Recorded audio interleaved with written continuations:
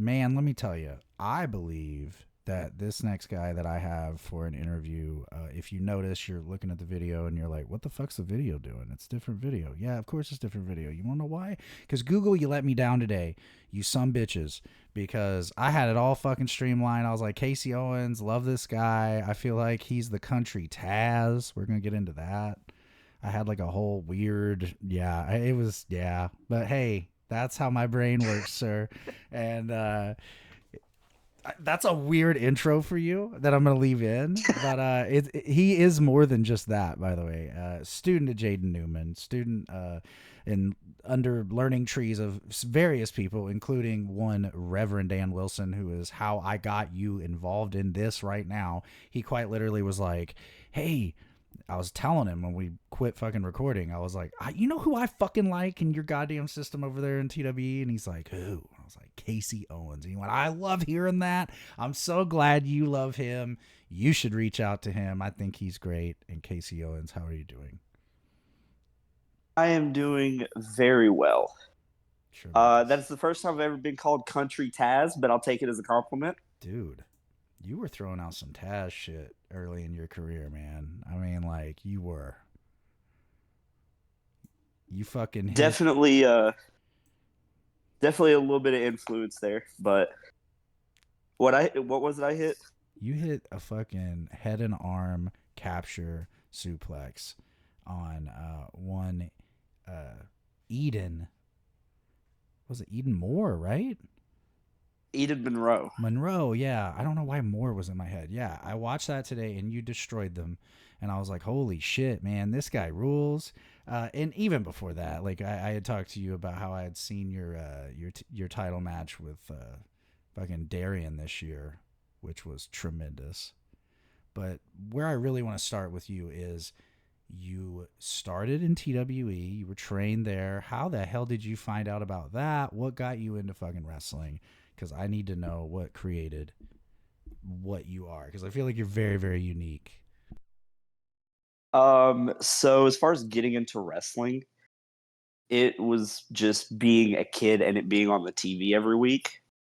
My very first memory of anything is Eminem's entrance on SmackDown, That's which fucking is an sick. odd core memory for me to have. But I that and then as far as TWE goes, I'm from like Western North Carolina. There is nothing there. The only thing there is they filmed some of the show Moonshiners there. That's really it. I So, I hard relate to that as an Arkansan from the part that isn't Little Rock. um, so I was just scrolling through social media one day, and I hadn't been to any wrestling shows in a while. I had gone to Georgia Premier Wrestling as a kid, and that was really it as far as live shows for me. Like a couple of WWE shows, but that was really it. And then I found TWE on social media. I was like, okay, I'll go. I'll see what's going on there. And then I just kept going to shows, and I also kept seeing posts about their wrestling school. And so I was like, okay, this is gonna be the closest one to me, and that's kind of it. I mean, it got you here, dude, and it's kind of funny to think about. I mean, you got in, if Cage Match doesn't fail me, well, like 2022, right? Yeah, I debuted on the pre-show of Sink or Swim in 2022. Yeah, so like you really hit the perfect time to get into this because like at the time wrestling was on a boom in a lot of ways, especially the indies, but like I feel like TWE in particular in that southeast really took off with Uncharted Territory happening in that year, I believe around like later a little bit. But like, dude, you really did hit the perfect fucking thing. So that's really cool, and especially who you end up learning from. And I literally wrote it in my notes: obligatory Jaden Newman shine spot, because I feel like we always get to Jaden Newman. If it's anyone in the Southeast, it's like, yeah, we love Jaden. So here we are. Oh yeah. Also, at the end of 2021 or either the beginning of 2022, I can't remember which. the Southeast First show, which kind of preluded Uncharted Territory. And I was still training when that Southeast First show happened. So watching that show and then being there for all those weeks of Uncharted Territory, the amount of people that were in that building that are just great wrestlers on top of who we already had there was mind blowing. Oh man, I mean, obviously Kevin Koo, Adam Priest. I feel like everyone that's on TV or is like signed recently was on those shows. We definitely had a fair bit of them. And even people who don't get haven't gotten the TV like signed recognition thing. Derek Neal was in that season of Uncharted Territory, and Derek Neal is one of the best wrestlers on the planet to me. Yeah. Like being in locker rooms with him, Tank, obviously Jaden, Priest. It's hard to not get better just by proxy of being around them. Absolutely. Yeah, and that's the thing.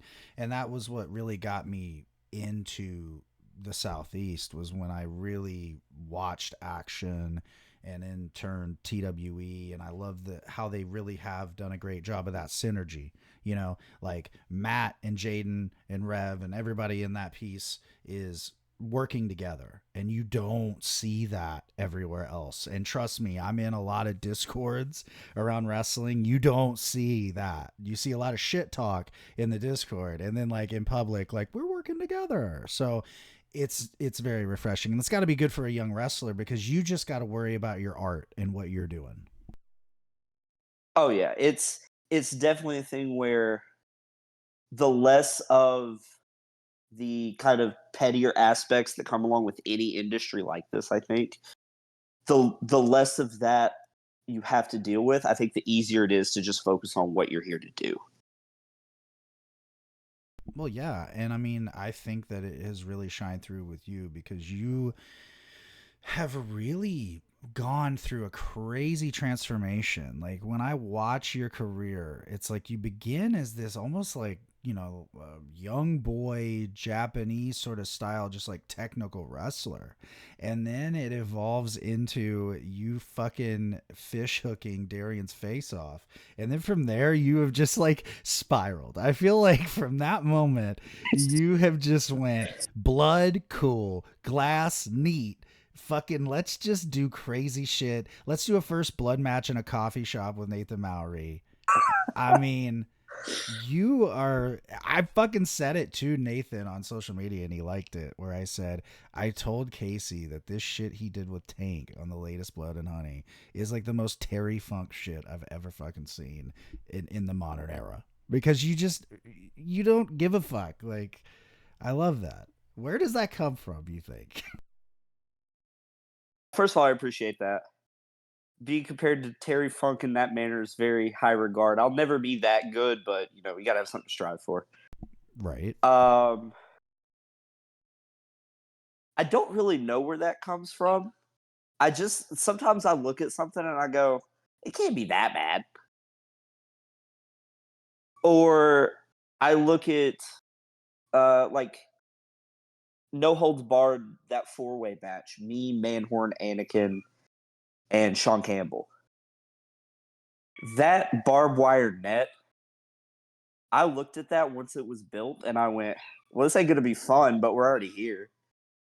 Like, I don't know. I do care about my body to some degree, but also uh we're here for the art. So that plus stylistically and just physically, I think sometimes people look at me a certain way and they don't think I'm going to do some of the crazier things I do or some of the flashier things I do. And that seeing that reaction is always fun to me. Well, and that was right away like what, you know, I had told you before we started. Like, I crammed you. That sounds strange. Hey, you know what, though? I crammed you, buddy. I crammed your shit today. All right, that did not help. That didn't help. But I don't think there's any context that's going to save that. yeah, damn. Well, there you go, folks. If anything in these interviews is I lay myself to the fucking world here, like this, I want it to be as equal parts an interview as much as an experience. You know, like that. That's how I've like actually pitched this to some people. I mean, it's a great sales pitch. It got Rev, full disclosure. I was like, listen, man, I know you've done a lot of interviews, and I also, full disclosure, said, and a lot of them fucking suck because everyone just talks over you. And that is my biggest pet peeve. You'll notice. Like, if I'm just sitting here listening, please continue. Like, I want you to go on. You know what I mean? But speaking of like what I said and what you also went above and beyond with was people see you in a certain way. And I was like jokingly, like, your country Taz. But like, where did you sort of fall in love with mat wrestling? Because man, you are very good at it. Thank you. So I didn't actually fall in love with mat wrestling until I started wrestling. Or until I started training rather. The closest I had come to falling in love with mat wrestling pre-training was there's a Suzuki Tanahashi match. It's like right after the Wrestle Kingdom where Suzuki shaves his head. And that match is like, Yes. I think 20 minutes of Suzuki just terrorizing Tanahashi's knee with submissions. And I went, that's cool. That's different because I hadn't seen a lot of that prior. And from there, I just went down the rabbit hole. And then once I started training, I found out that I love chain wrestling. So I was like, I just want to do this as much as possible. Yeah. And you do. And like, I think maybe that's why you and Darian have such good chemistry because you both are like, I mean, we can do that. Let's do that. Like, that's fine. Oh, absolutely. He is. There's a two-way toss-up for who I think my best opponent is, and he's 1A for that. Uh, stylistically, like you said, but also I feel like character-wise, we clash in the right way. Yeah. And I think the feud we had last year is very much responsible for where I am now with the style I wrestle. Because if I don't have that feud with him, I don't think I figure out how to implement some of the things I do in matches. And without him kind of helping me as far as this is where you can place this to make it bigger, or maybe stay away from this because of what you're going to do later. Things like that that I Yeah. just didn't have the thought process of before. Well, yeah. And it is one of those things where I think having Darian in that scene has made everyone better because he doesn't wrestle like a Southern wrestler, quote unquote, which I hate that because that's never been a thing. Like when you really go deep into the history of like Southern wrestling, specifically like around where you guys are at in Chattanooga, it's like, dude, Continental wasn't doing Southern wrestling. There were some bad motherfuckers. Like Adrian Street was doing World of Sport. He just mixed in what worked in the area. So, like, you know, it's cool to see that still thriving. And I feel like he's very much in that spirit, you know, in every way. You can also tell in how he presents himself and how he does his little in betweens during his matches. You can tell the theater training and influence in him. Yes. And that sets him apart from, I'll say, 80% of people in wrestling who just don't have the same background and experience, because Mm-hmm. I think that lends to a different way of looking at the story you're trying to tell overall. Yeah. When I did my interview with him, that is exactly what I had said too. Was I knew before I found out that you were a theater kid, but I didn't know how deeply of a theater kid that he was, you know? But it all makes a lot of sense. Oh, yeah. He, I mentioned he's 1A for who I think my best opponent is. Yeah, who's 1B? Big Dave. Yes. Oh my God. I'm so glad you brought up Big Dave. That's another guy I'd love to talk to, man. I feel like that guy is so fucking underrated because they don't see what makes Big Dave dope, you know? Big Dave is the exact opposite type of wrestler as me, and it still works so well. Yeah. Like his Big Dave is one of my favorite wrestlers to watch because all he does is what you want him to do. You want Yeah. to see him hit somebody, and you want to see him yell, "He's the biggest man alive!" Like, Dude. wrestling's cool. That's all you need sometimes. Yes, and that is like there's like this whole thing, and I don't know if you've even seen this in your sphere of wrestling dorkdom online, but like there's a lot of people that look at it and they go, oh, like, okay, for instance, like the DVD VR guys, they want to tell you a great match is somebody punching and kicking for 45 minutes. It's like, no, it's not that. What you're missing is that punch kick 45-minute match is the greatest one that ever existed, right? Like the idea is looking at something for what it is and not looking for the buzzword that you are trained to fucking look for. I think wrestling fans need to just really admit sometimes that they fall as victim to the algorithm, so to speak, as anyone else on this earth. Just watch shit with your own vision in mind of what you value in wrestling. The most important thing in wrestling to me is, did this match work for the crowd it was in front of on the night it happened or the day it happened? Yes. If the answer is yes, we're probably fine. I'd say so.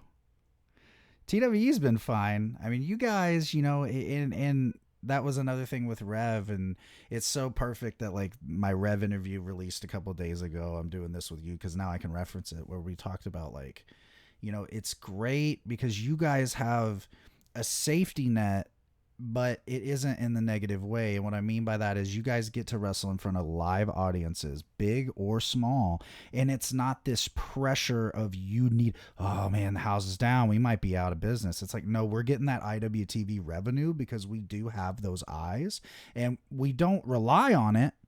We actually go the opposite way, because what I love about what you guys do is you mix it up when you don't need to mix it up, because why not? Let's make this something that is malleable. And I think that is, in action does it as well, but I feel like specifically traditionally TWE is so great about that. TWE is one of the most interesting places on the indies, I think, for the reasons you listed, but also we have a crowd that don't just come to see Southern wrestling if it's put in front of them. Like, we have a crowd that appreciates every style of wrestling you put in front of them. And if you interact with them, it makes them love whatever they're seeing even more. Yeah. We also have a very bloodthirsty crowd. Right? We have a crowd that when they see somebody get, chopped really hard, they just want more of it. And a lot of wrestling fans and places are like that, but ours specifically, especially if the crowd doesn't like you, give them 15. Yeah. Chop him till he dies. Like, Yes. no, we don't. No, nobody's dying in here. We're good. Well, and I mean, that's the other one, right? Is like you guys are doing exploding fucking cage matches and but it's beautiful because that also opens people up to, like you said, you weren't into the mat wrestling, and then this fucking rabbit hole you went down when you got into training. It's like, that's what it's all about. Sometimes it's not about the moment as much as the influence of said moment. You mentioned the exploding cage, and one of the most ill-advised things we have ever done in that building that Yeah. came off with no real issues. No. If I'm not mistaken, I think that was the first one in Southeast wrestling history. It had to have been. There's no way. There's no way. I don't remember any of them. Sorry, and if it You're good, man. was, then that is something I think that is going to have an influence on not just, TWE, but Southeast independence, because it's going to set a blueprint for, you can do this and it can work. You just have to have the right pieces in place. Yeah. To get it off the way it needs to be done.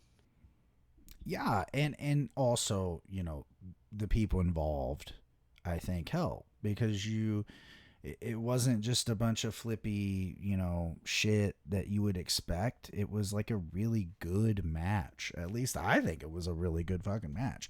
I'm very excited that it is going to continue, which says a lot about how much Jaden trusts y'all. Like it was just funny me talking to him after it had happened, and he was just like, I mean, what am I gonna do? Like, that's what Jamesen wanted to do, and that's what we're doing. And it's like cool to see that that's also going to other companies that are running in that area. But it's like figuring out how that works in the context of shit as well. Absolutely. And I think another thing is Jameson shows, and as we're talking about this, he has Night Zero coming up, right? Yes. Jameson shows are an experience because you get things you didn't know you needed until you see the graphic. Yeah. And every show has at least one thing, maybe two, sometimes a lot more, that are absolutely fucking ridiculous that you have no choice but to love. Example one: Sydney Bacabella and Big Dave. And Sydney Bacabella having green screen Jack Tunney come up for 1992 WWF rules, I think. And then Yeah. later in the match, getting in his car and driving up to the building for a spot. Like, that's the genius of Sydney Bacabella. Yeah. But also, that works extremely well on a Jameson Shook show. Yes. I feel like Jameson Shook is the most positive example of a mixed bag. Like, Yes. he literally is a Swiss Army knife for one. Just another, I guess this is going to become glazing fucking Jameson as well, but he deserves it. Fucking unbelievable.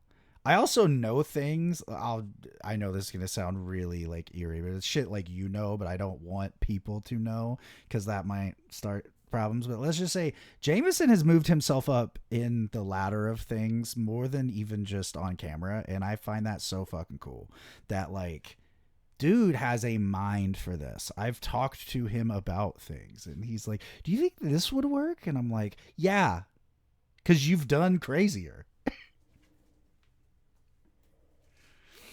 It's like, Jameson, pal, you did the exploding cage. You did, I don't remember exactly what he called it. And we had done one on a bar show, but he did, I think this time's going to be Boot Scootin' Death, Uh-huh. where it's like, I equate it as New Jack rules, but with country music. Love it. He Uh, he told me about this. there was one. It may have been the Hot to Go show where it was a bad bitch hootenanny hoedown, Yeah. and it was Suge and Wall versus Finesse. It's somebody else. I feel so bad that I can't remember who the other person Oh was. shit. I should pull this up, but Um, but I remember watching that and watching Suge get a makeover with glitter, and that I was was like, oh, tremendous. this is definitely Jameson Shook show now. This is the most ridiculous shit I've ever seen. It rules. Dude, and that's the thing about him, I feel like a lot of you share that as well. Like Darian falls into that, with like the whole like thing he did with Gresham with like block shots and shit, and like you with Tank rolling down the fucking hill, and like you all understand the true. And this is why and again, this is just glazing all of you now. This is why I think you're going to go very, very far in this business going forward as well, is because the people that you have learned around gave you the very valuable, very important advice of any wrestler that wants longevity, which is you've got to be able to show your ass. You cannot just worry about being the strongest, coolest dude in the world. Listen, there's about two of them, and they showed their ass. Like Stone Cold as Stunning Steve. So you got to understand that to be cool. I think there's, like you said, very few people that are ever immune from showing their ass. or like falling on their ass. Because it's like, if I fall on my ass as a heel and a fan laughs at me, perfect. Then when I get up and I punch the other guy in the face, I can look at that fan and go, "It's because you laughed at me." And now I've drawn that fan in. Yep. And that's that's the simple psychology. I think people overthink it too. Like, and I've seen that with you. Like, you don't overstep. I don't find ever that, like, I mean, even like in the aforementioned fucking first blood shit with Nathan Mallory in the coffee shop, right? Like, you didn't make it goofy. It was fucking like brutal in spots. Like, but when it needed to be goofy, like, you in the fucking half shirt, it was goofy. I really Oh, appreciate that. I appreciate that. And trust me, all the goofy of that weekend was saved for the next night because, oh, brother. Yeah. Uh, did you see what was on the next night of that weekend? No, and that's the thing. I have blind spots in this shit that are horrible. But let's get into this because I gotta hear about it. Oh, I almost don't want to talk about this because I don't want people to seek it out, but it's funny and it's on IWTV, so they're probably gonna find it anyway. So we ran 2 nights at that coffee shop, which coincidentally, just as a side note, after we ran that, became a weed bar and then is just nothing now. It's still the coffee shop next door, but the venue we're in that you see is no longer a thing. So it was first blood with Nathan Mallory the first night. And then the second night is me versus Jaden in a carpet striptease match. Oh no. Now, you know what I look like physically, so the idea of me doing a striptease is uncomfortable for everyone. And basically, the deal was we both had to do one, and then the crowd would decide who got the first shot with the carpet strips. And that match is absurd. But it's also a very valuable lesson in you when you have a stipulation, just stick to your stipulation and just give the crowd what they want. It just doesn't work out when you don't. That's the one thing I do know that works in wrestling every time is if you own it, even if it never gets to a good to great point, at the very least it doesn't get worse, and it can always get worse. I've seen it like for instance, I do a WCW podcast. I've seen it happen in the entire year that was 1991. Like that's like the fucking motto of that company in 1991 is you didn't own it, man. We're just pivoting everywhere. So yeah, and speaking of pivoting everywhere, I'm pivoting hard here. Uh, really, like this blew my mind that the only championship you've won is the Gig City Championship, Correct. but you had a hell of a run. And I watched a great majority of it. I would say easily that your best match, Derek Neal, of that, which we've already talked about. Derek Neal's great. I feel like you learned years worth of advice in that one match with Derek. I love that match so much. Um, I had wrestled him once before with the roles reversed, and I obviously already knew how good Derek was. We already referenced it, but that match is another example of something that forced me to hit a higher gear because he's so good that I didn't have a choice. Right. Uh, that was Fool's Holiday. That was the December show, correct? Yep. December 9th. He is one of my favorite people to wrestle. Even though I haven't wrestled him as much, just because he's so good that it makes you hit the next gear that you didn't know you had.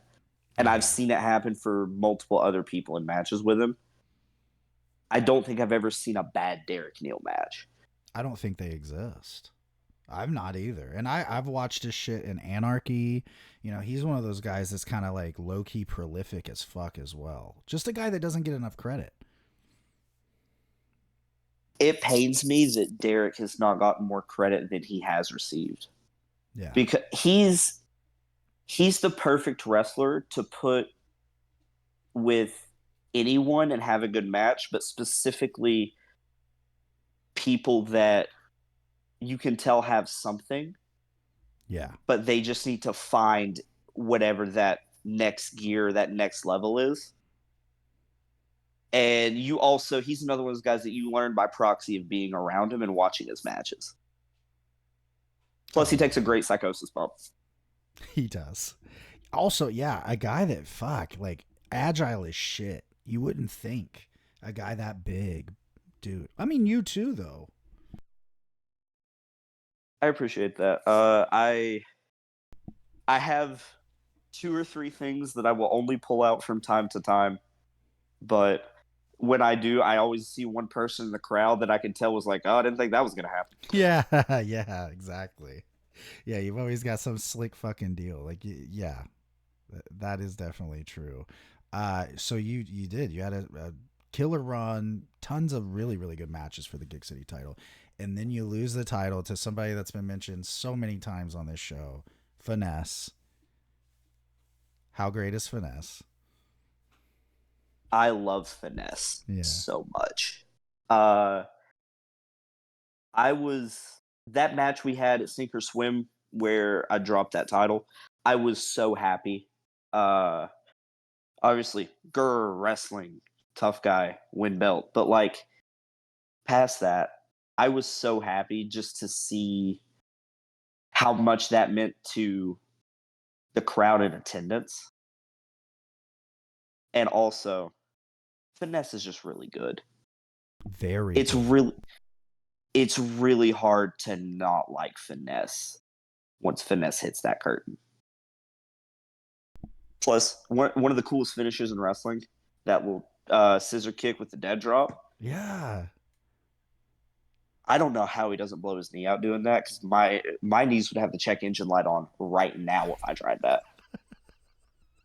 Well, when you roll down the fucking hill, which we mentioned, like, fuck, you're probably not helping those knees. But yeah, Finesse, that's been a revelation for me as I've gone back and kind of caught up with the scene. Is like, for one, everyone has a great story about him. Everybody. Jamesen, like, wouldn't stop putting over how much he loved Finesse, So, uh, and then hearing it now and how you dropped it to him like you did and just it's like Sigrid, right? Like, it's really neat how that scene is just like all about, if you're good, we love you. If you're a good person, we love you. So that's another part of it that I really enjoy as well.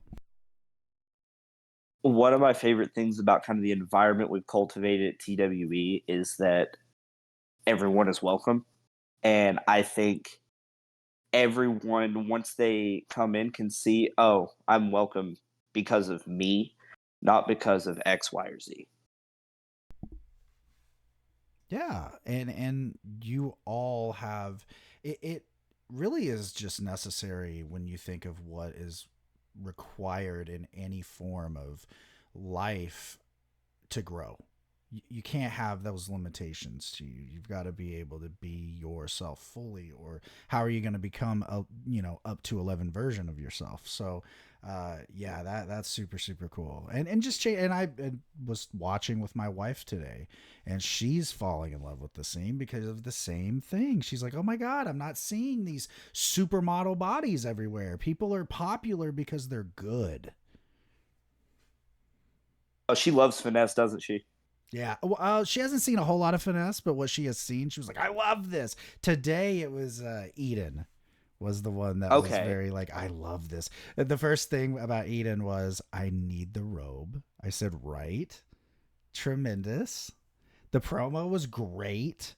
That's another thing too, is you guys just have the perfect learning tree for promos with like Rev, with Jaden, and with Dylan as well. I feel like one of the underrated great promos, Dylan Hale. Dylan Hale's promos are must see Yes. every single time he grabs a microphone.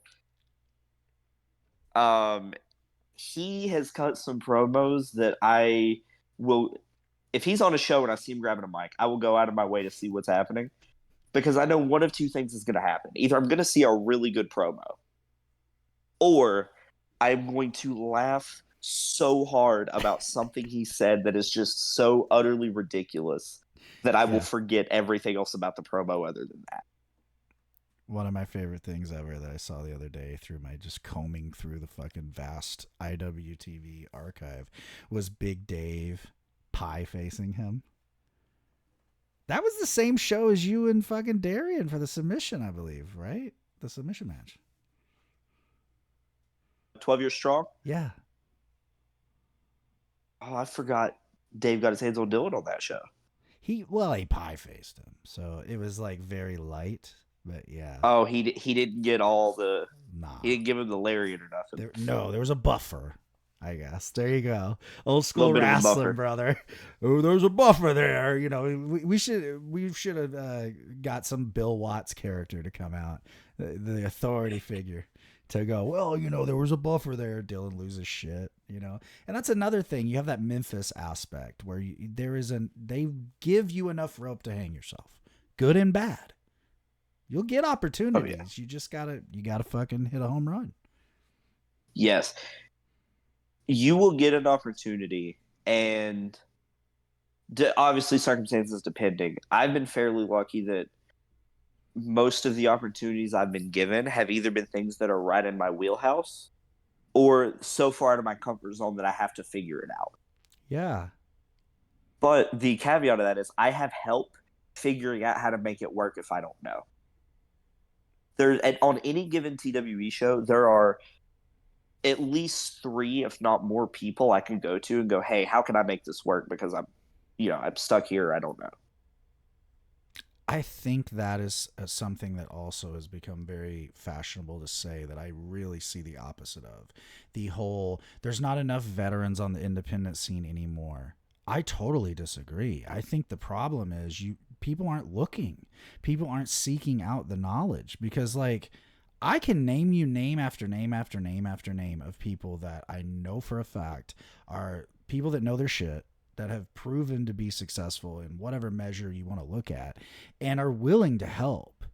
I think the onus becomes on the younger talent to really want to learn. And that was another thing that I latched onto you about was like, oh, this dude is like a fish to water. Like he's like, this is my shit. I very much miss old school elements of wrestling, and like not even necessarily stylistically, just in the sense of when guys will go out there, they didn't have much called and they're working kind of on the fly. They're using everything around them, everything's being given to them. And I think that's one of the most helpful things I've learned in being around the people I've been around is if the crowd gives you something and you take it, that's going to very rarely steer you wrong. Yeah. Even if it's not necessarily what you were already going to do. Right. And that I think is a prime example of you and the wall and the whole good hand thing. Like I'll say that like on paper, and it's not even anything against Suge, right? Like I love Suge, but like on paper, out of context, when I saw that, I was like, why are they with him? This is strange, right? Then I saw it, and I was like, that is why they're with him. I see where we're going. And I think too, a lot of things with people, they have an issue with, hey man, let it ride. Cause it's gonna get somewhere good if you let it. But if you just keep cutting the fucking legs off from under everything that is given to you, and it's not what you want right now, it might be what you want later. And a prime example is what you guys did with that. And you know, another place, and you got the shirt on, is Action Wrestling. I feel like very, very similar to TWE. I know there is a whole lot of similarities there in the DNA now. Yeah, how did the good hand thing begin, and how do you feel about it now that it seems all but done and you are on a whole other level? Um, as far as the origins of the good hand, that was before I came around. Um, as far as my involvement in it, I met Suge at Uncharted Territory, and just being around him, talking a lot because he was also doing a lot of TWE shows at the time. Uh, just by proxy being around him, we clicked really well. Um, he he's still like a father figure to me. So, like, I'll probably text him after this is over and just say something that's probably going to irritate him, and just because I can. Um, but my involvement in the Good Hand came about 5 or 6 months after I debuted. We did a tag on Nightmare on Dayton Boulevard. It was me and Suge versus Jaden and Eden Monroe. Because Suge and Jaden were having a feud at that point, and it just made sense to do it that way. And then after that, I just stayed aligned with him. Eventually getting over to Action as part of the Good Hand was, I think, if I remember correctly, it was by necessity, but I don't remember the exact reason. Like, Maybe an injury? it would probably have, maybe. It probably would have happened at some point, but I think it just got sped up a little bit. And by the end of the Good Hand, it just being me, him, and Wall feuding with Alex and Top Team. Yep. That incarnation of the Good Hand, I think, with Alex and then into Alex's turn, Right. I think was like all cylinders for the Good Hand. Because everybody knew what their role was. Right. And I asked Suge at one point, I said, "What's my role in the Good Hand?" He goes, "If I lock somebody in a room with Wall, I want them roughed up. If I lock them in the room with you, I want them to die." I'm like, Yeah. all right, say less. Like, Right. I know how I need to work this now. And you do, and that still like translates into what you are. You're the fucking creepy motherfucker that'll hurt you, but they'll hurt you. There's no like, you're at a point where even though you are early in your career, you have the reputation of like, this dude can fucking go, but it's not just like that wrestling fan he can go. Like, I don't have doubts that you could hurt somebody. You know what I mean? Like, it translates through. That's something in my style I kind of had to develop, just learning how to take the things I was already going to do and make them more vicious. Yeah. And a lot of that I do attribute to Suge. Because I had a match a couple months ago, and I asked Suge, like, "Hey, what'd you think of it?" He came to me after. He goes, "That is the viciousness I've been waiting on from you for however long." I was like, "Okay, so I finally like did the thing." Yeah. That I've been trying to do. I just some things just don't click for me right away, and I have to do them and then realize I did them. Yeah. That was one of them. You asked me a minute ago how I feel about the Good Hand now that things are kind of split. Mm-hmm. I would be lying if I said I didn't wish it was still a thing, and it kind of is at Symphony. But Yeah. I'll say this: I told Suge I'm gonna make him do a however long reunion at some point. I said, "I don't care if you're retired. I'm dragging your ass out. You're coming back."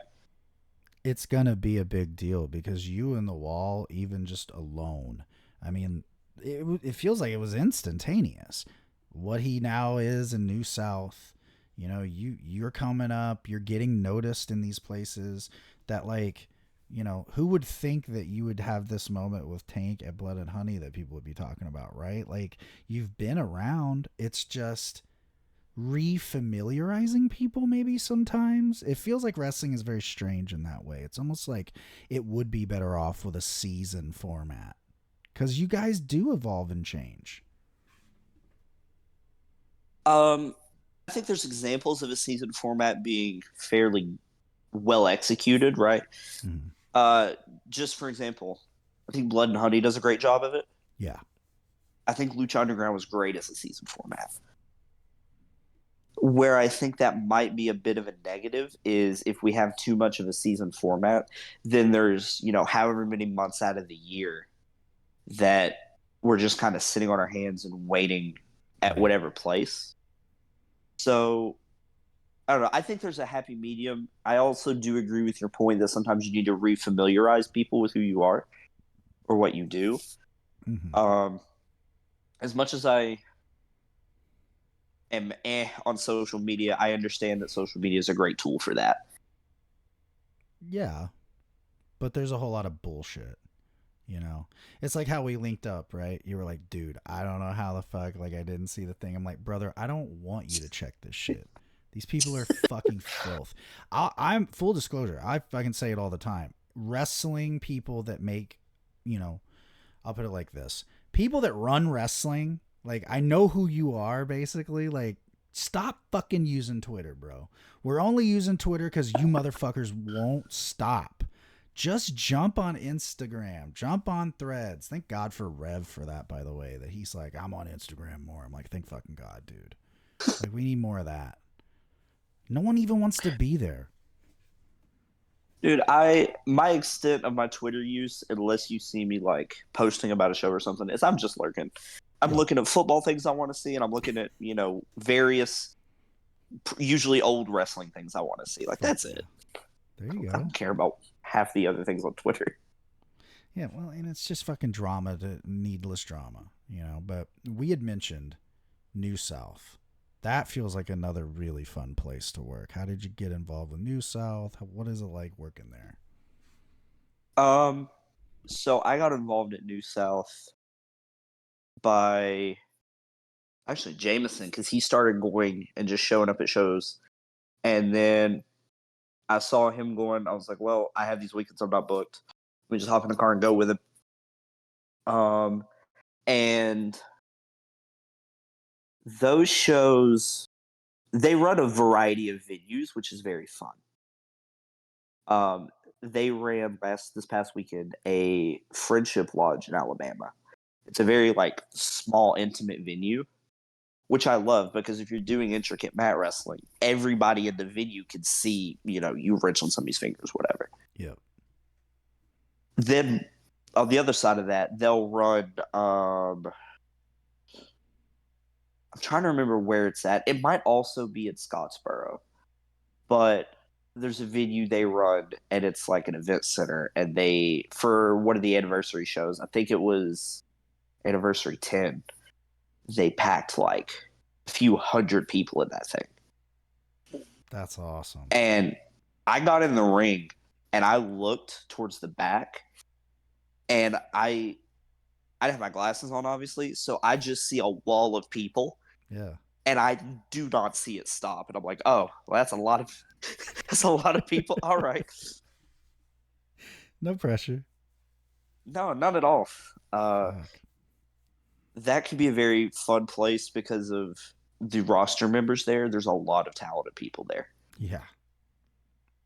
I'll tell you. Um, Go ahead. oh no, go ahead.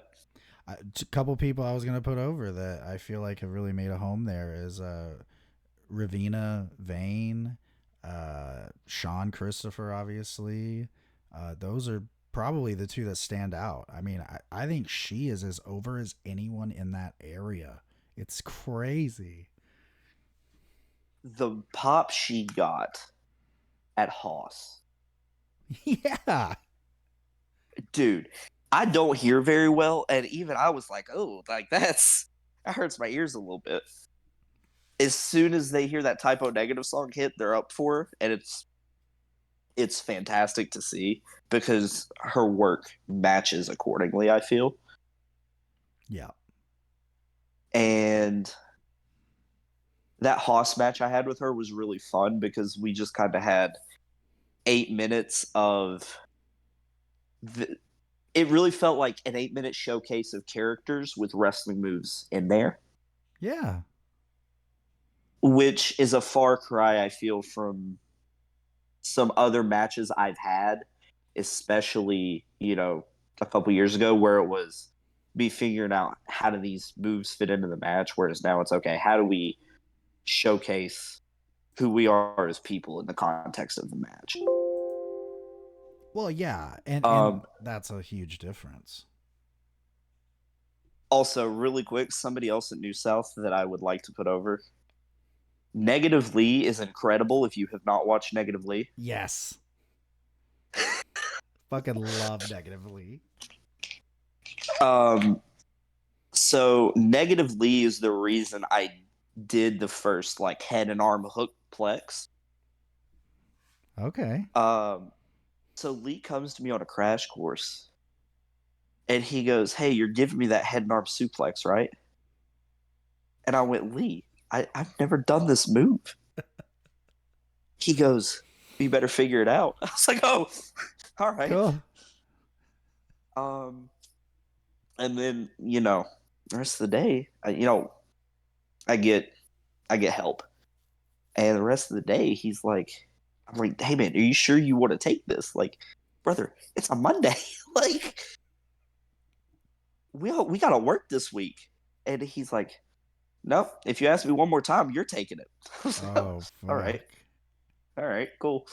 Um, so I give it to him. He's fine, and then he comes to me at a New South show the next weekend, and he goes, "Hey brother, are you hitting that suplex tonight?" And I went, "No, I'm not." He goes, "Good, because I am." And, and then he goes, "Will you show me how to hook it?" Oh my Just to fucking mess with me. god. Literally just to mess with me. Yeah. That may be too inside baseball, so if you want to edit that out, that's fine. Another thing he'll do to mess with you is right before you go out, he'll go, "Hey, I forgot everything." And then he'll just walk through the curtain. That's a classic. That's a good veteran move right there. I don't remember nothing. I feel like another guy that would do that is Tank. You know, Tank is 100. I think the last conversation I had with Tank, it was me, him, Dan, and somebody else in the locker room, and we were just talking about like old WCW stuff. Fuck yeah, dude. I think one of our tradies asked him what his favorite match he's ever seen live is. And I wish I could remember his answer, but that was how I found out he was there for the Joe Necro match. Oh yeah. Because he worked IWA back then. Yeah. Yeah. Oh, I Yeah. I just imagine, watching through the curtain or Oh. around or whatever as that massacre is happening. Well, I mean, another guy that I've gotten in with somehow from all this shit, Jim Fannin, was there, and he did a whole podcast like last week about it. But yeah, man, that had to be fucking wild. I do like just sitting around when it's like him and Dan or Derek or whoever that are just telling stories and talk about old stuff. That's some of the most fun I've ever had in the locker room. It's just being around people when they're just shooting the shit. Yeah. Uh, Jeff G. Bailey, who I've only met through ICW, Another one. just being around him when he starts talking about wrestling is incredible. Yeah. He knows more about wrestling than I'll probably ever learn. I think he knows more about wrestling than most people on earth. I find out shit that he's into from other people that have mentioned it. Like, for instance, I didn't know he was like, no, he really is into death matches. He's not like at these no hold barred shows as like, oh, we love him. No, he's a fan of this shit. And that's what Dan was telling me was like, no, dude, he's been watching this shit since back in the day. I wish we could get him around more. I really Yeah. do. Yeah, he's I mean, I'm sure he's got his own fucking life and doesn't need this Yeah. shit anymore, which I get, but thank God guys like Tank and fucking Dan love this still cuz god, I feel like them coming back was like another one. It's like in a video game where you get plus 100 fucking XP. That's what happened to you guys. We were just talking about fucking Tank and Rev and how when they came back like seriously to the scene and like, cuz I know they retired for a little bit. I feel like that Yeah. is the only version of them that you know.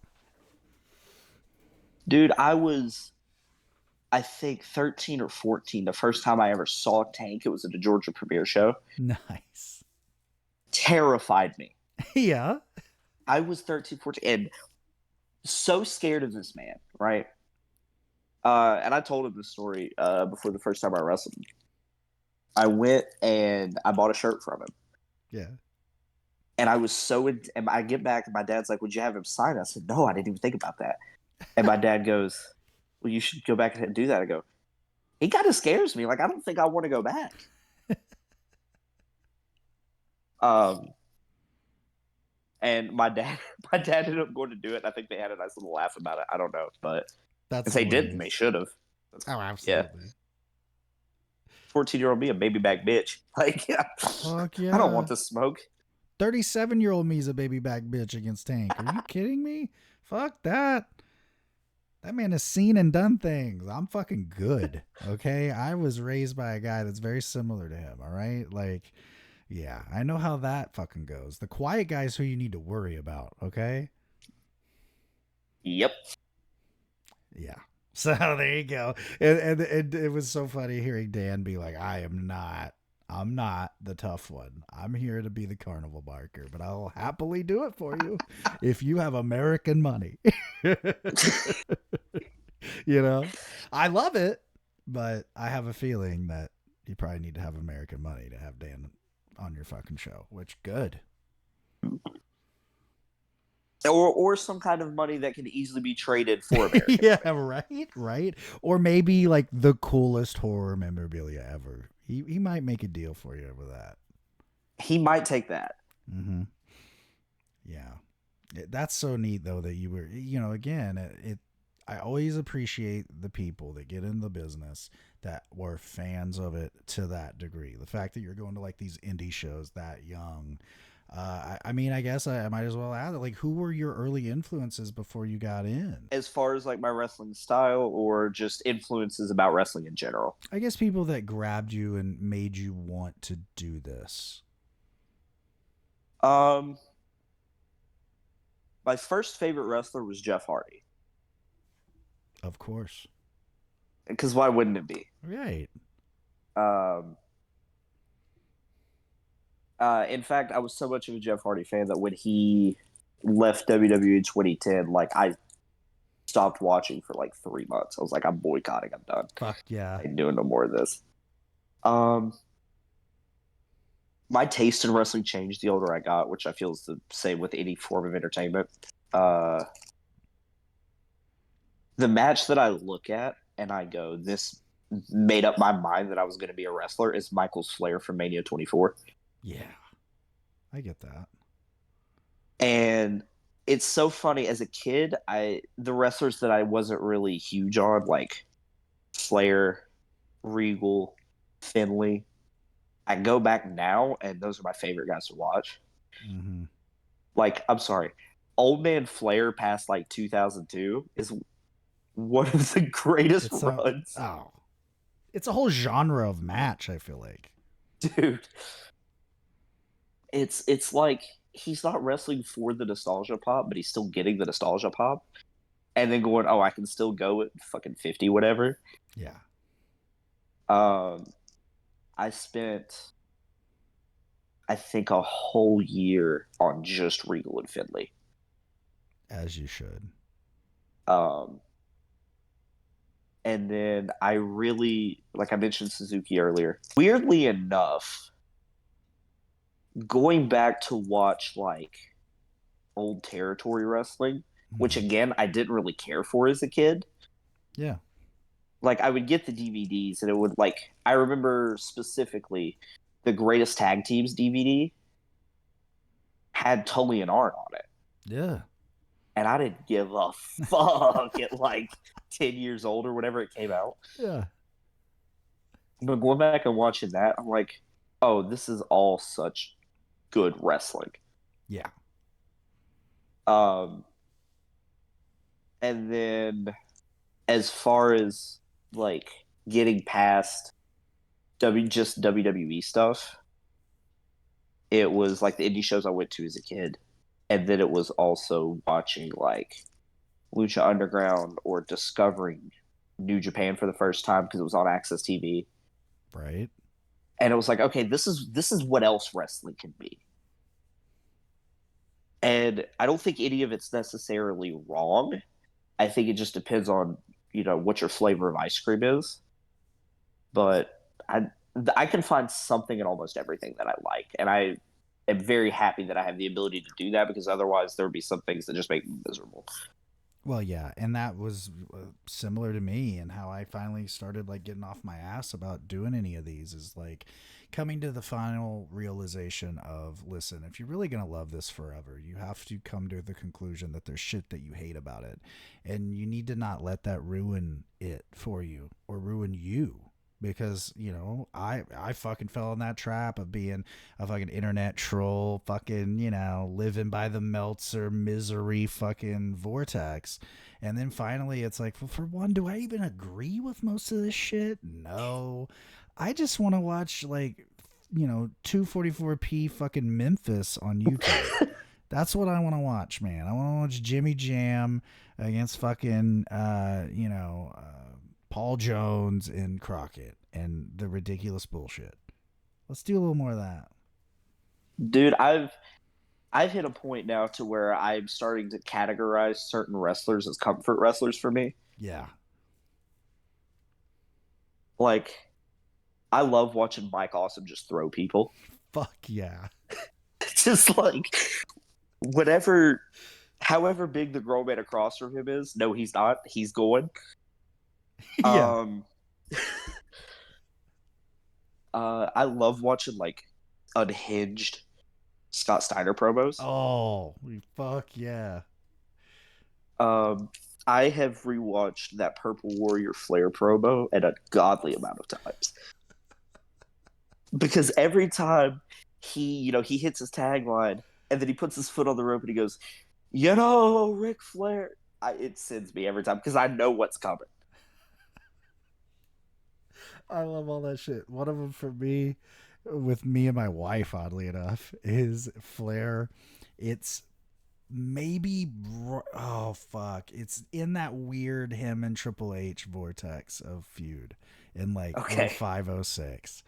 And he's on Raw and he's cutting a promo and he starts beating the shit out of the gig mark and he starts going, it hurts, it hurts. And dude, to this day, I'm shocked. She might come around the corner in a minute and go, we're really talking about this right now. I remember she had never seen it and I went, I got one for you. And we put it in and she's like, what the fuck is going on? And she wasn't like long into getting into wrestling, so I like almost scared her off with that fucking promo. Two of my absolute favorite Flair promos of all time. One of them is where, and I have it clipped because it's so funny and I use it as a meme, where he starts going, I can't help it that I'm custom made. I can't help it that I look good, smell good, can dance all night long. The amount of people I have annoyed with that clip. Amazing. And Grady, he's a backstage interviewer for us at TWE now. Yeah. He reminded me of that promo and he sent it to me. And he told me the amount of times he quotes that to his wife is incredible. Oh fuck yeah. I might start because it's a good one. The other one is I don't remember the context as to why he's pissed at Bischoff, and he's in WCW, and it's the one where he starts stripping himself in the ring, Yeah. and he piss missiles his shoe into the third row and almost takes the fan's head off. Yeah. And he just keeps going. And I guess somebody like he probably, being a pro, knew they were going to count down, whatever. He sees somebody, I guess, behind the hard cam, maybe giving him one of these. Yeah. And he goes, you turn that camera off, and I'll be naked when you come back. That's a good meme one. Maybe not Dude, positive, but it's a good one.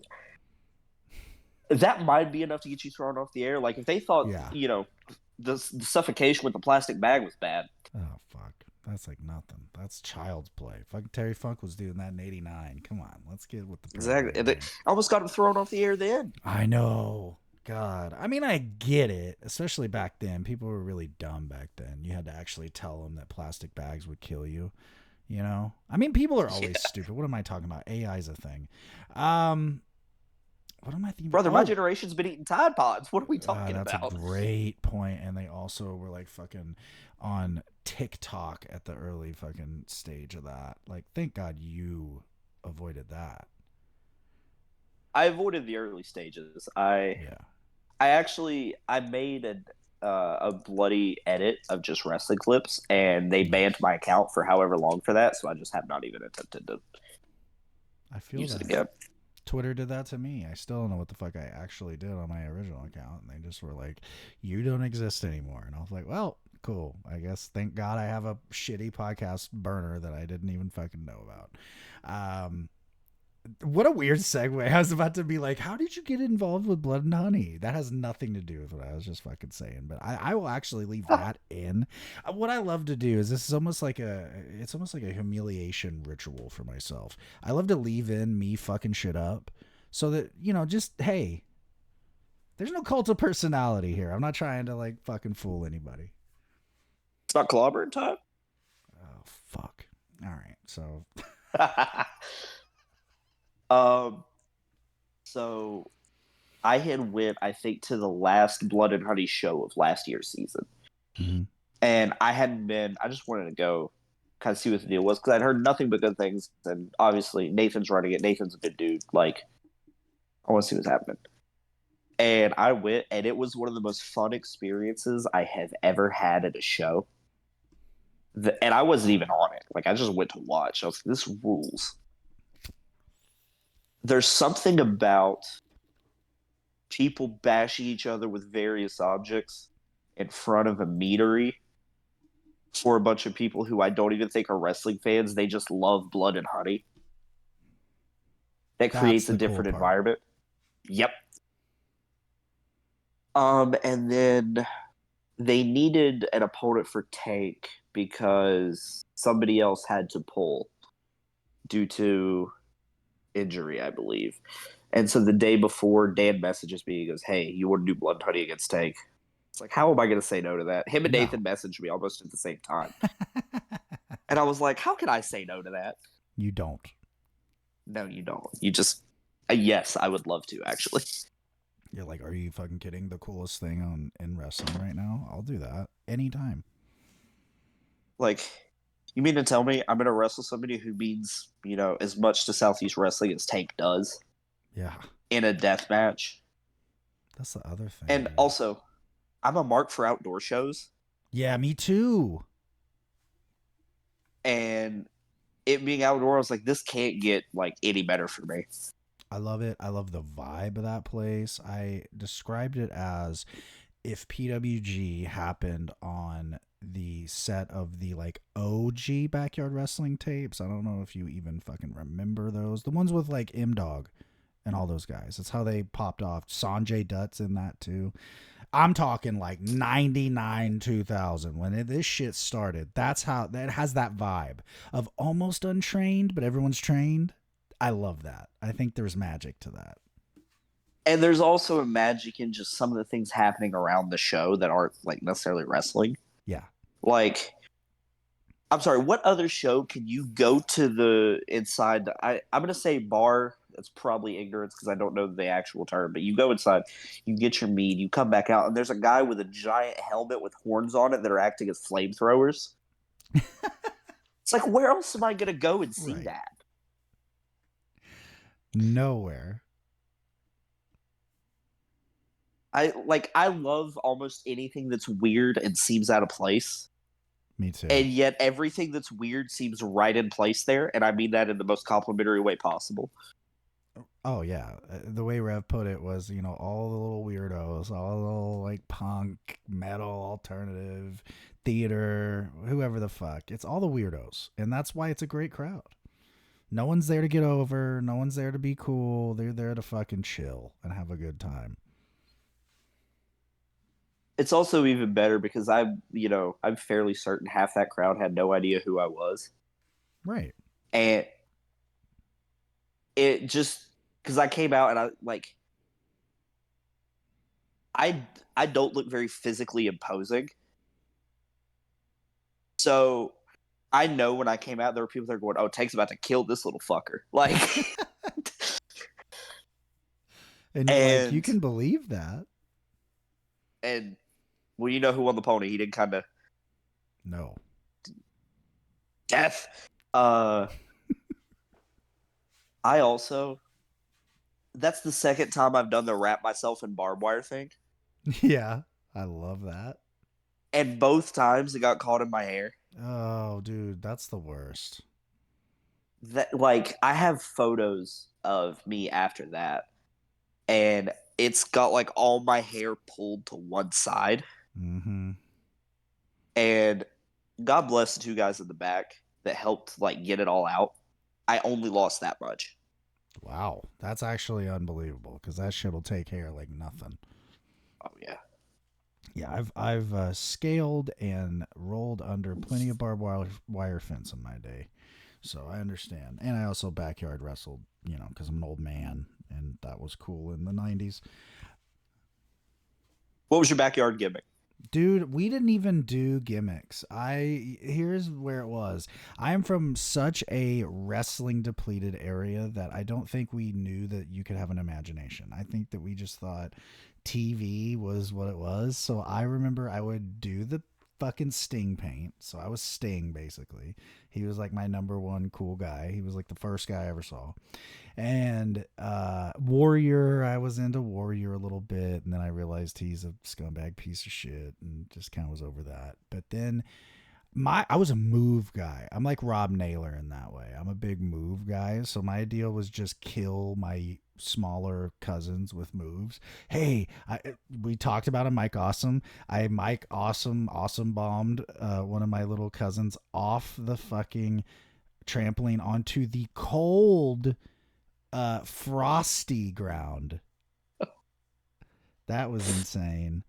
And then I got my lick back karmically when I tried the Jeff Hardy swanton and landed directly on my fucking head. That sucked, man. Yeah. So, Dude, yeah. my cousins are so lucky they weren't into wrestling. Dude, Because if yeah.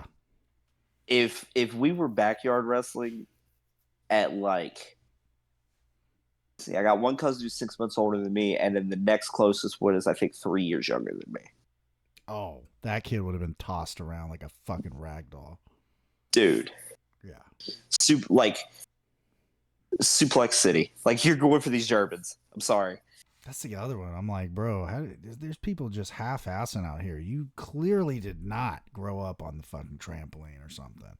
Like, let's go. Daniel Makabe, by the way, a prime example of you can actually become a great wrestler as a backyarder. Yes. That's a guy. I mean, you've been around a little bit, right? Like he was like phasing out and retiring around the time that you came around. So I met him when he did a couple of TWE shows, and then I remember him being on the show the night I debuted, and then from there, every time he was in town, getting to be around him. Like, I didn't get to talk to him a ton, Yeah. but I watched a lot. I learned a lot about technical wrestling from watching him. Oh yeah. The his British rounds match with Darian from Red Bank Roulette one year, amazing match. Oh God. Every time him and Darian have wrestled is incredible, and I see so much of each other in them. Obviously, he's influenced by him, but like it's neat that he's like, it's not like an initial influence. He kind of found him on his own and was like, this guy fucking rules. And to me, I feel like sometimes those are the most earnest sort of influences. Sometimes the influences you don't find right away, like you said, can be very helpful for you. Um, Suge had an influence on me in a very short span of time after we met. Yeah. Um, it's funny. The first match I watched him have in the TWE arena, I think it was actually with Derek Neal.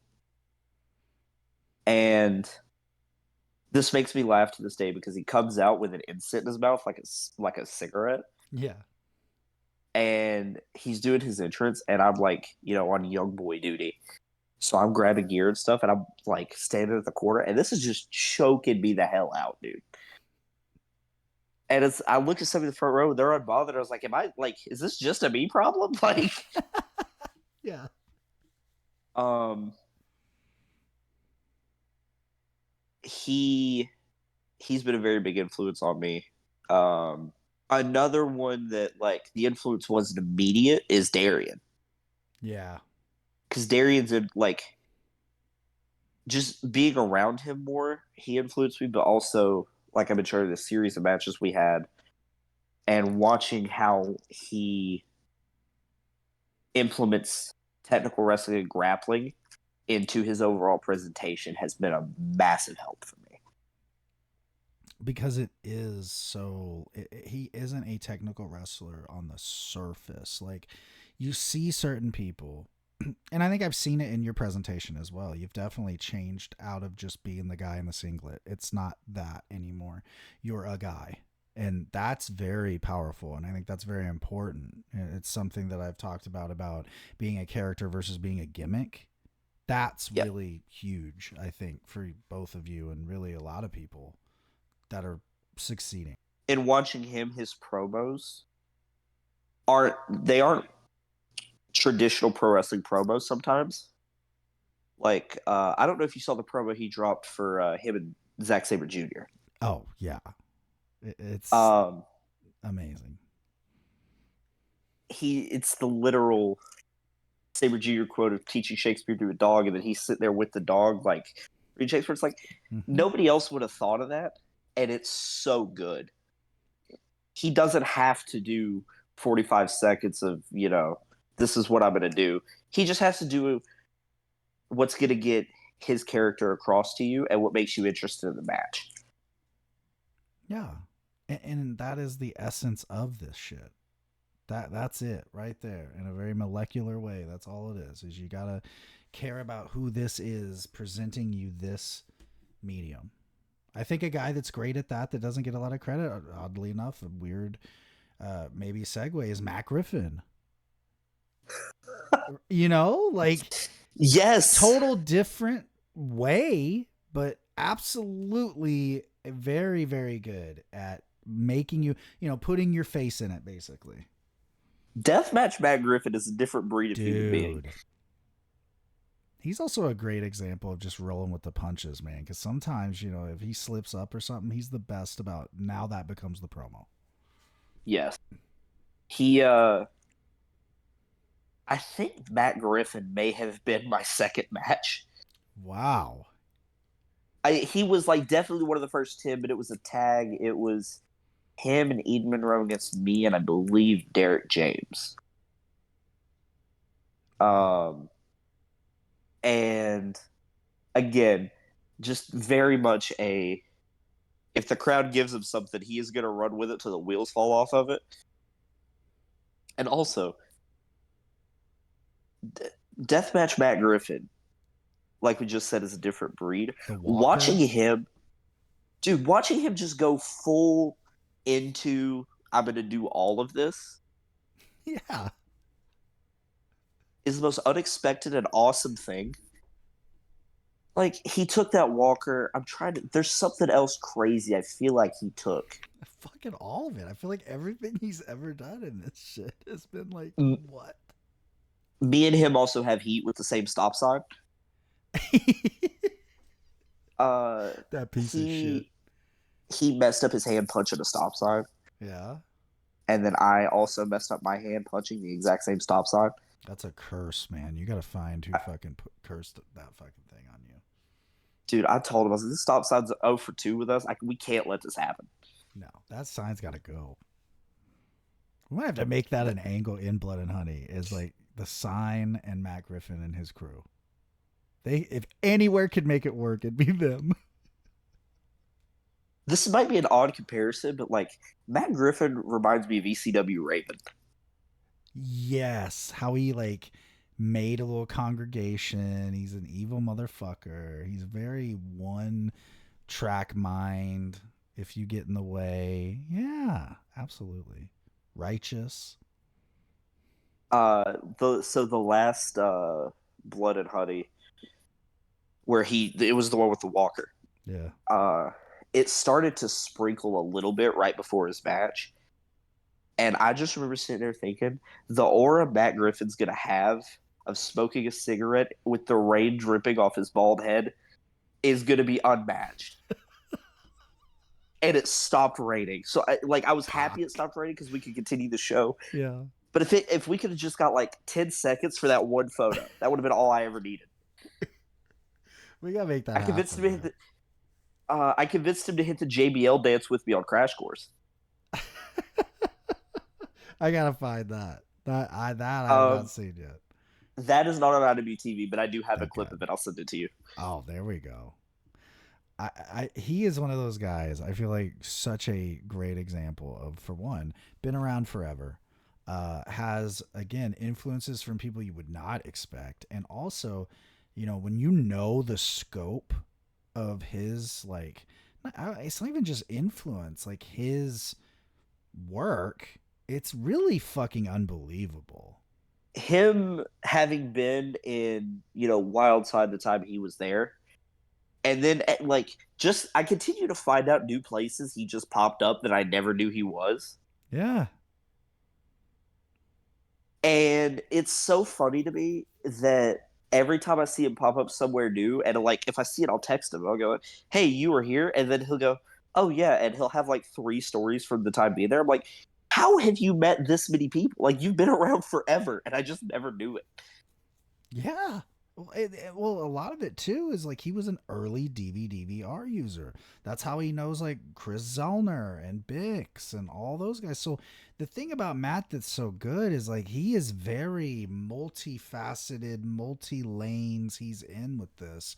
That like he's really kind of like created this beautiful little, like, there's no other word but like ecosystem. That's how I would describe the Southeast right now with all the companies that kind of coexist together. We are very fortunate to where we have companies that are willing to, for the most part, coexist, like you said, but also will really make an effort to not directly, step on something someone else is doing. And in some cases, like there are times where there will be some interlap. Like there was a New South angle. I want to say it was last year Mm-hmm. where um, me and a few other TWE/action people did like an ran in on a New South show, Yeah. and it kind of like has splintered off into what is now a kind of its own separate thing at New South. But like, there's also other bookings that I've gotten where Matt will go, "Hey, they need a heel. I shot your name. Just make sure you're open."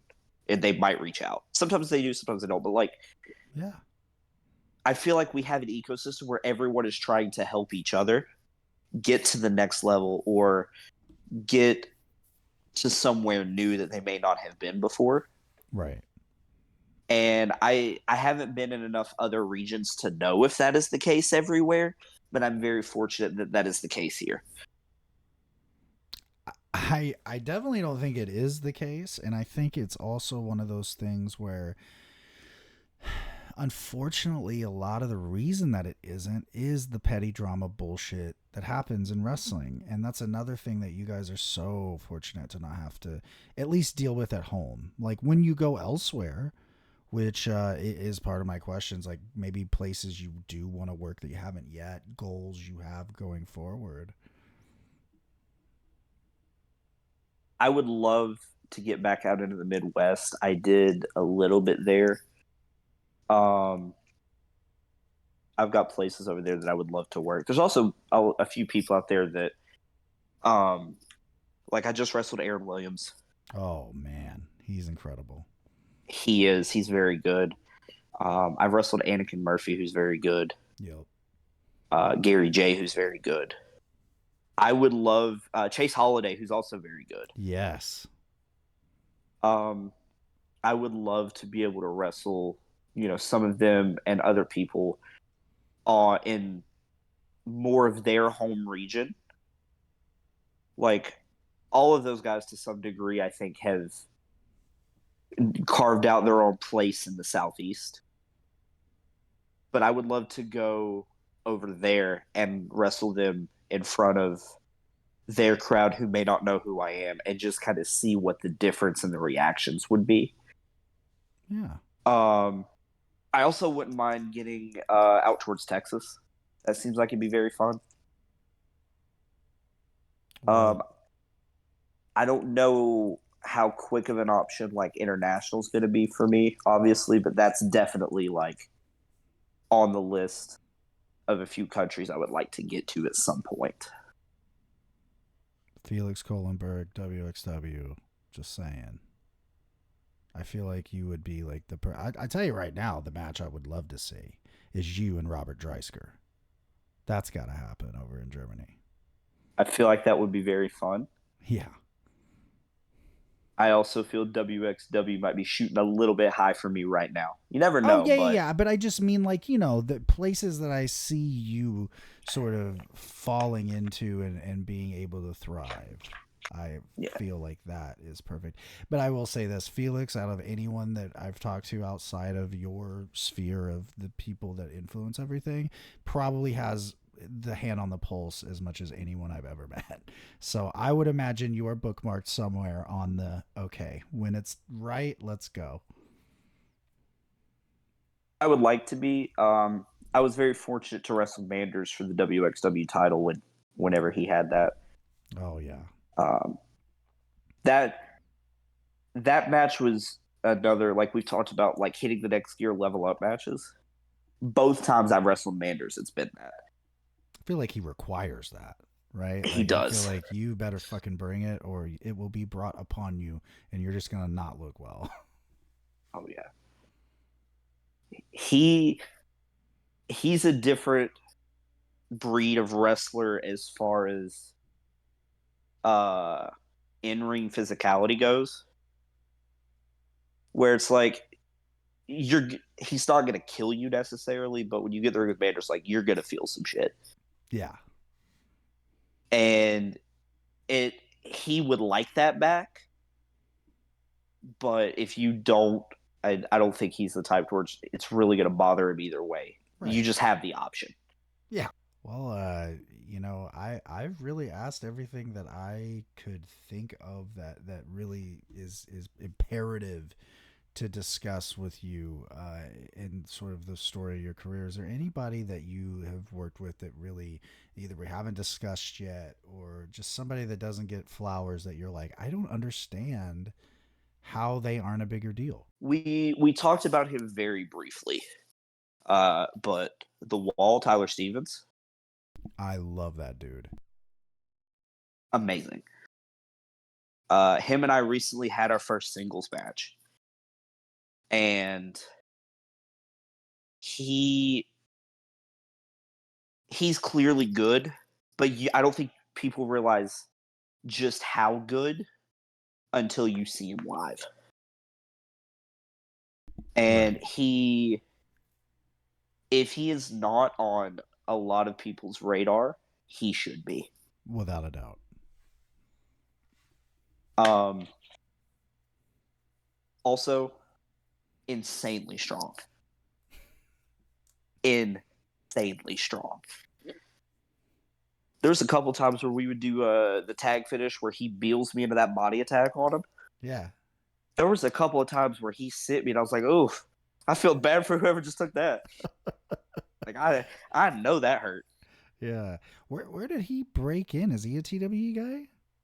He is not a TWE guy. He is, I believe, George South trained, Oh, well then no wonder.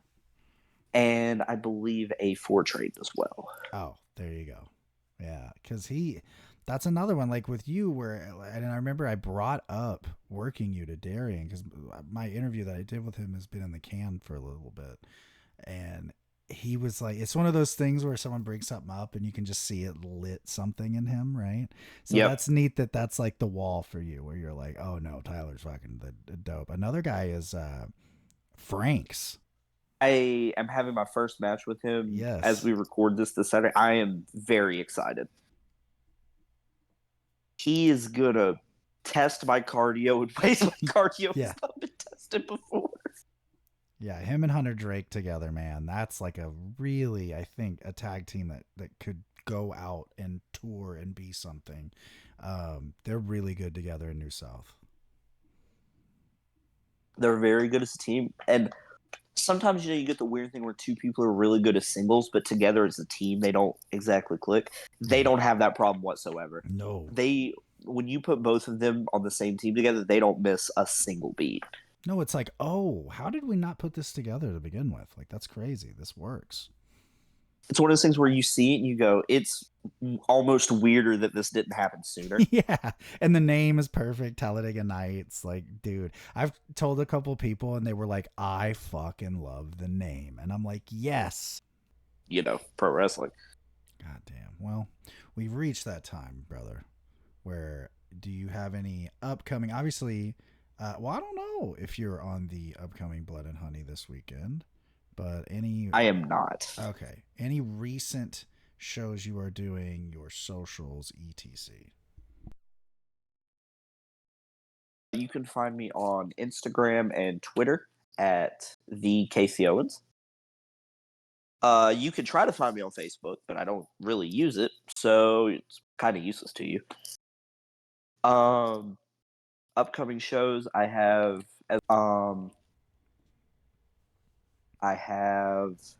various dates for Action Wrestling. I don't have my calendar in front of me. I'm poorly organized. But Scenic City Invitational weekend, I will be on Jamesen Shook Presents Night Zero. I have a knockout or tap out match against David Stryker. That's gonna rule. That card also is going to feature Jamesen versus El Nino Extremo. And what I'm sure is going to be balls to the walls bonkers because it's a Elevation death match. It will be insane. Yes, he is planning to die, basically. He's always planning to die. Yeah. Obviously, watch the Scenic City events from that weekend. The Action Future Showcase Tournament, always a very fun show. Sometimes does get slept on over SCI weekend, but specifically, watch that. And then TWE 13 Years Strong is going to be towards the end of August. I believe it is the 23rd or the 24th. Or one or the other. Mm-hmm. Pulling up my calendar as we speak. There we go. Apologies. It is the 29th. So TWE anniversary. And then you can. I'm sure I'll pop up with various places people are going to see, but that's the gist. All right. Well, until next time, everybody, have a good one.